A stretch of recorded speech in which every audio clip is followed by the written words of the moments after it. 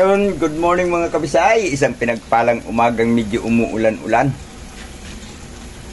Isang magandang umaga sa inyong lahat dyan. Magandang tanghali, magandang hapon, magandang gabi. Anumang oras kayong makakapanood ito, sana naandyan kayo sa mabuting kalagayan. At palaging pinapatnubayan ng ating pong may kapal. So, galing ako sa labas mga kabisay at kahatid ko lang kila Isla Bonita at GP Alivio Vlog. Paalis sila mga kabisay papuntang Maynila. So inihatid ko sa sasakyan yung kanilang mga dala. At sa ngayon ako na lang isa muna dito dahil si Bunso nasa school. At ako naman ay mag-uutay-utay sana akong gumawa dito kaso umuulan, oh. Basa ang ating kalupaan. Dito ako nagtatabas mga kabisay eh. Ayan ang pinagtatabasan ko. Ang problema, inulan. So, sa ngayon, mag-uutay-utay pa rin ako pero sa ibang ano naman, dahil wala naman akong magagawa dito ngayong oras na to dahil ayan, medyo matindi ang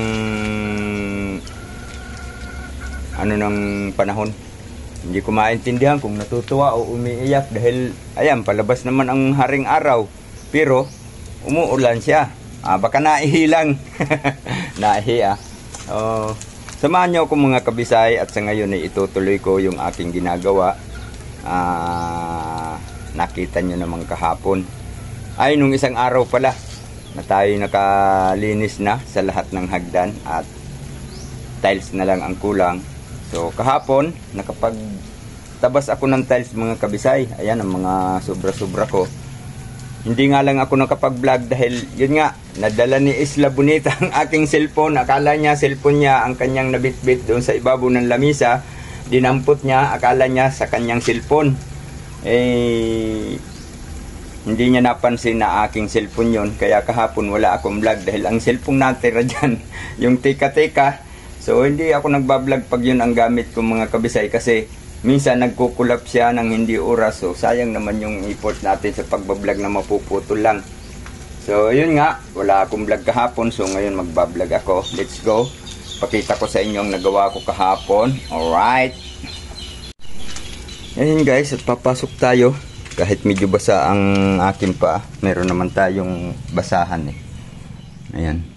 At dito, ayan yung ginawa ko kahapon. May mga tinabas na ako dyan. Pero magtatabas pa ako mamaya mga kabisay. Sarado natin ang pinto dahil medyo mahangin. Nagkakaroon ng anggi dito sa loob. At ito mga kabisay, kakabitan ko pa yan ng doorknob. Hindi pa nga lang na finalize ni Mr. Batoy dahil yun nga medyo mabusisi dito dahil bubuhayin niya itong mga kantong, itong mga kabisay. Ayan, kung makikita nyo ang kanto ay bungi-bungi pa, so bubuhayin niya yan lahat bago lagyan ng kulay at meron pa siyang lilihain dito at pupunuan ng pulatite or e-tite, yung pang ano talaga sa pagbabarnis. At dito ayan, at medyo marami-rami na tayong natabas mga kabisay. Hanggang na ako dito sa baitang na to. At ayan, nakapagtabas na ako. At ito, mga natabas ko na. Yung sa pataas. Pero sa pang top lang yan. Sa ibabaw lang yan ang ating hagdan. Bali dito lang natin ilalagay yung mga tinabas kong yan. At magtatabas pa rin ako. Yung para dito sa side na to. Lalagyan ko pa, ay tatabasan ko pa to. Pag nailagay ko na yung tiles na yan para iisa ang sukat. So, ayan. At siguro ang tabayanan yung mga kabisay, ang ibang mga gagawin ko. Dahil, yun nga, medyo umuulan-ulan. Kaya, dito lang muna ako nag-uutay-utay sa loob na mag-arrange nitong aking mga pang-ester na tiles. At, ano ko pa yan. I-clear ko pa yan ang mga sukat niyan para pagkabit ko. Ano na, clear na siya, wala nang pabalik-balik, diretso na kabit. At dito Meron pa akong tatabasan na bali 6 na hagdan pa mga kabisay. 6 pa to.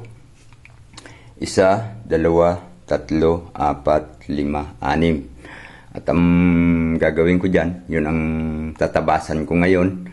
Tatabasin ko ngayon yung panglagay ko dyan. Pero yun nga, hindi ako maka-atraka dahil kita nyo naman, naulan dito sa bandang loob. Ayan, marami pa naman akong mga gagawin dito. Baka bahala na kung alin ang uunahin ko dyan. Kung maglalagay ako ng edging or kasi pa-plasteringan pa itong mga kabisay. Aanuhan ko rin siguro. Bubutas-butasan ko. Sisinsilan ko katulad ng ginawa ko dito para yung palitada niya ay maganda ang kalalabasan. So, antabayan na lang mga kabisay. Ipapakita ko rin naman sa inyo sa mamaya kung ano ang magagawa ko. Basta, salamat sa inyong lahat sa mga suporta nyo na kahit medyo may mga ano tayo na hindi na i-upload or hindi na bibidyo, nakikita nyo naman pag nagbibidyo ako na isasama ko. Katulad nitong dito, sa ilalim na yan, pininturahan niya ni Mr. Batoy nung isang araw. Inayos niya yung pintura. Inayos niya pala yung yung pagkakamasilya. May finalize pa yan mga kabisay. Hindi pa yan ang mga final ng mga pintura dito mga kabisay. Ano pa lang yan, bali partial pa lang yan. Dahil mayroon pa mga kaunting mga i-retouch at doon naman sa dulong iyon. Siguro, yun nga, sabi ni JP Alibio, baka sa akin na lang niya ipagawa yung cabinet dito. Dahil may cabinet ito dito mga kabisay, nakahanging cabinet from ceiling hanggang dyan sa ibabaw ng tiles na yan.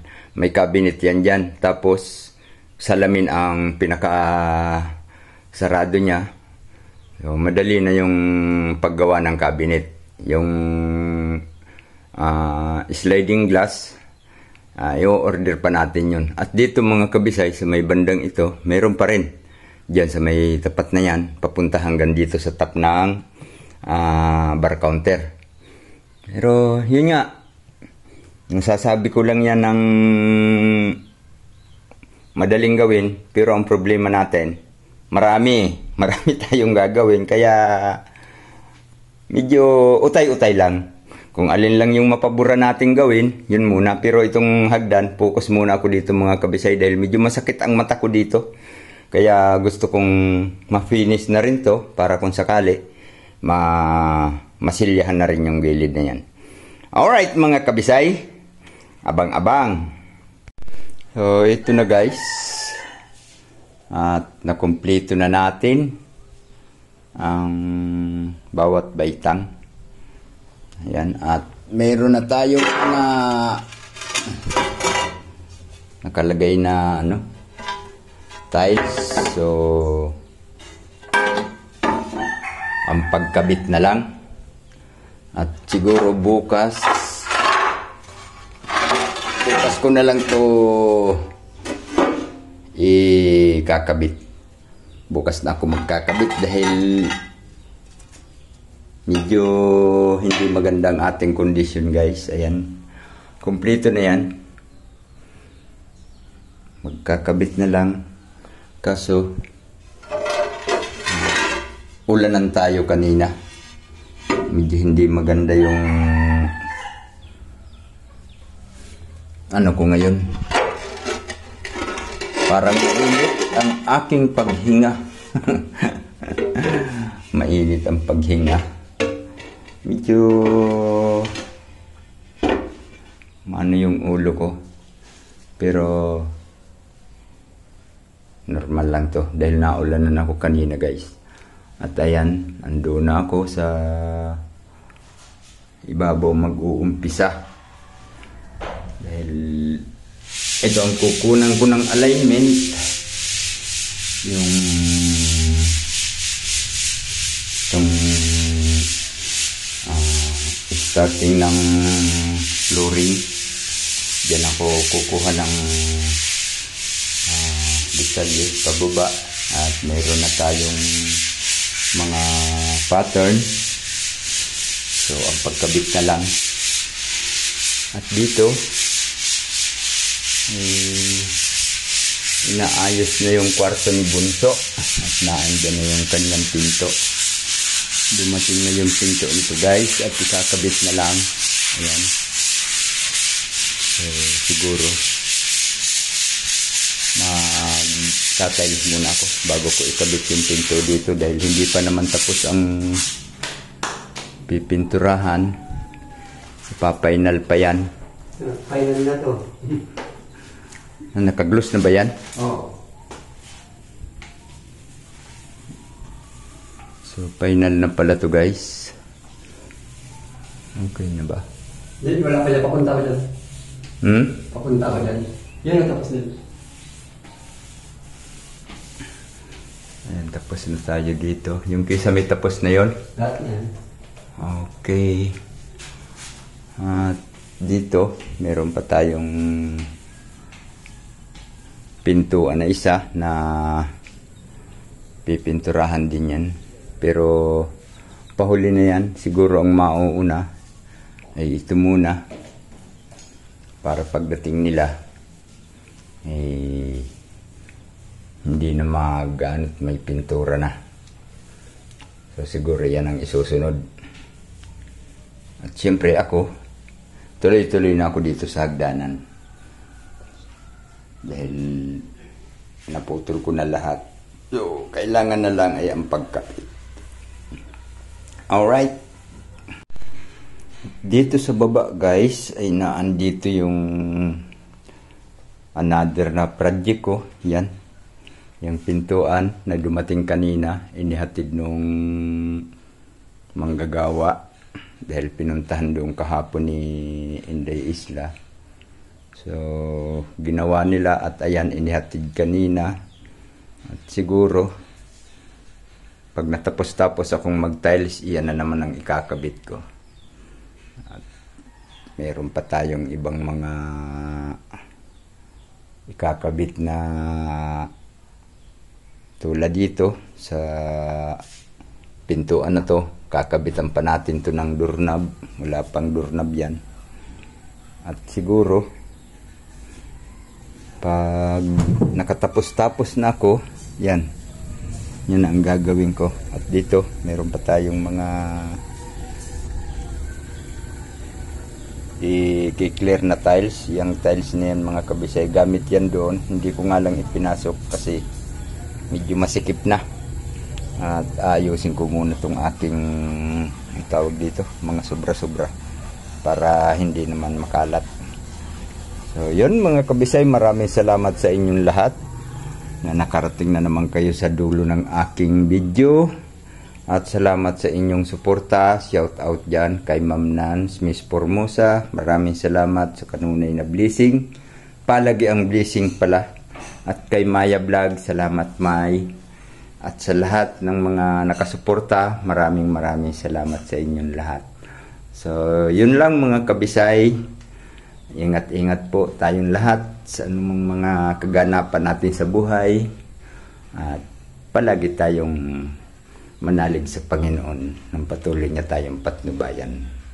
So, yun lang mga kabisay. Miga love shout out sa inyong lahat. God bless us. Bye-bye.